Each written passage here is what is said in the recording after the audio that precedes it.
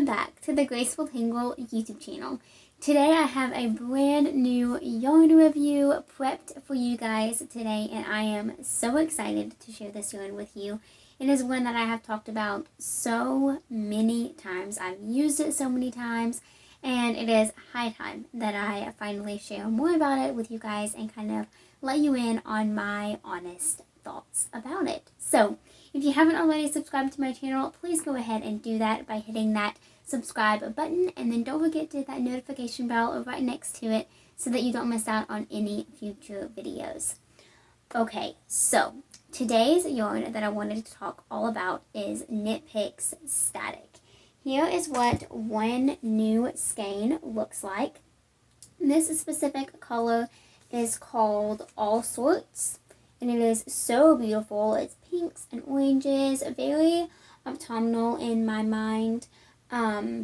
I think it is so beautiful. I knit a pair of socks with this late last year, and it was one of the first pair of socks that I ever knit, and I absolutely love making them. You might remember them from one of my previous videos, but if you don't, it was a pattern by Julie of Twin Stitches Designs.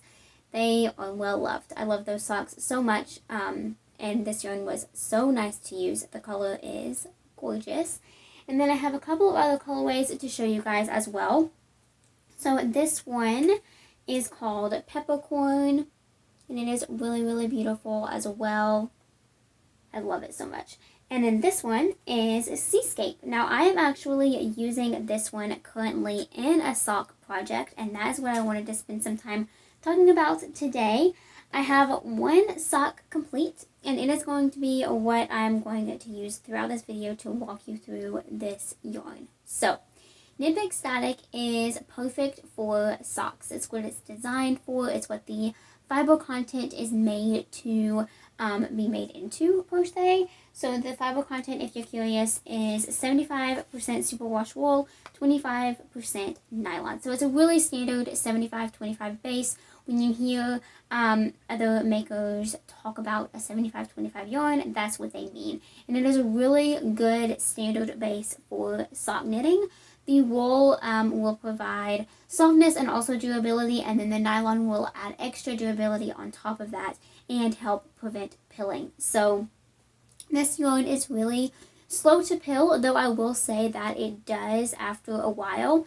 Me personally, while pilling might not be the most beautiful thing to occur to a project, I kind of love it because it shows that that project is being used and loved, and as a maker who has spent so much time on that project, nothing makes me happier than seeing that someone is using what I made them, or even that I myself am using what I made. It's a really good feeling. So pilling does not particularly bother me, but if it bothers you, first of all, there's a bunch of products that you can use to help that situation, but also it doesn't happen immediately. You know, you have to wear the socks a whole bunch of times and wash them, and then you'll start to see a little bit of wear, just like any other hand knit socks.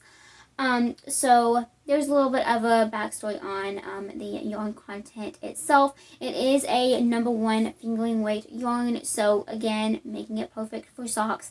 Now that being said, this yarn would be really great for a hat too. Something like the sockhead hat would be a really good project for this. I have also heard so many other makers talking about the Musselburgh hat. I myself have not made one, but I know that it's a fingering weight pattern, and I definitely plan on making one day, and this yarn would be so good for that because it's a fingering weight yarn, and the color pattern would be really fun in a project like that. So speaking of the color pattern, this is a self-striping yarn, but it is so unique. It is unlike any other self-striping yarn I have ever used, and it is so fun. It also is a little bit challenging to work around sometimes if you enjoy making matching socks. That's something that I really like to do. I like my socks to match. I've always worn matched socks. I know a lot of people, you know, don't care in store-bought socks, like if they match or not. I've always been one to wear the pair at the same time. And hand knit socks are kind of just like that. I really like them to match. I think it's super fun if they don't, but for the majority, I really like all of my socks to match. So KnitPicks static, the color play is super interesting and very unique. Traditionally, there is about 2 sections of like a fair isle pattern, so that's when the yarn is speckly like this. And it is just a really fun way to kind of give your project a Fair Isle look without actually doing Fair Isle. So it kind of looks speckly, kind of looks more like Fair Isle. If you heard of, I think it's called Regia, I'm not entirely sure how to pronounce it, but that yarn showcases something like this too. So really fun way to add some extra interest. And static usually has 2 big striping portions that have that feature. So there's this blue and white one in this specific colorway, and then this yellow and blue one. And then I in this specific sock, I went through the blue and the white again. So you can kind of see, you like for this sock, I started at this speckle because I wanted to have a well-defined spot to start in the next sock. And then I went for the entire leg until I got to this section again, and that's where I put my heel. So you can kind of do whatever you want with self-striping yarn. For me personally, I like to just get to a good stopping place, place the heel there, and then go, versus counting a specific number of rounds, because I don't want to accidentally split a stripe.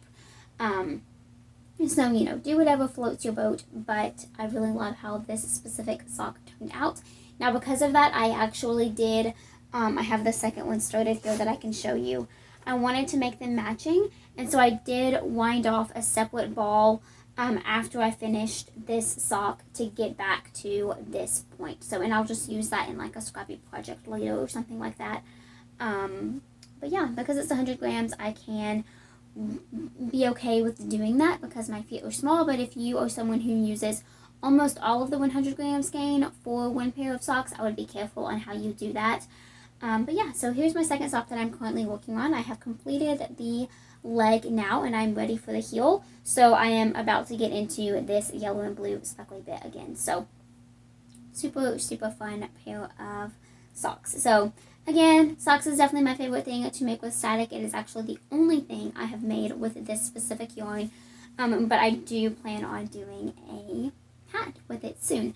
Now, something else that I wanted to mention is splitting. Splitting is something that all knitters are probably frustrated by if you find a yarn that you enjoy, but it splits often. It is super frustrating. It is a hassle, and it can lead to, mistakes in your projects. If you split a yarn, like if you split it and then knit the stitch with just one play of the yarn, it's a lot more likely to break, and then you'll have a hole that'll have to be mended, and it can just become a big hassle really quickly. So this yarn I have not had any splitting issues with. Now, it is plied, it's not a single ply, so every now and then you will accidentally split it. It's kind of a guaranteed.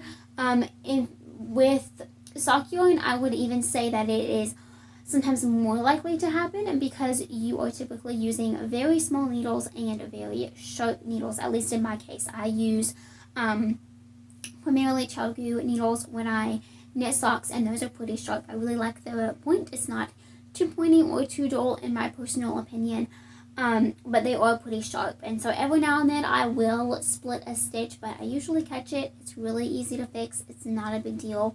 And it is not something that really holds me up with this yarn, which is always something that I look for.